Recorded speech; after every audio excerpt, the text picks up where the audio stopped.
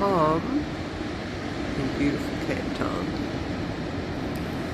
How is one to calm the mind after spending a couple of days watching and listening to the Johnny Depp and Amber Heard trial, other than just enjoying a bit of nature? And lucky for me, Cape Town had a beautiful weather day today, and so I just enjoyed Table Mountain and the ocean and the beaches, and decided to take a video to share with the rest of you. So rooting for Johnny, and just remember, nature is the best medicine. Right, enjoy the video. Right over Robben Island.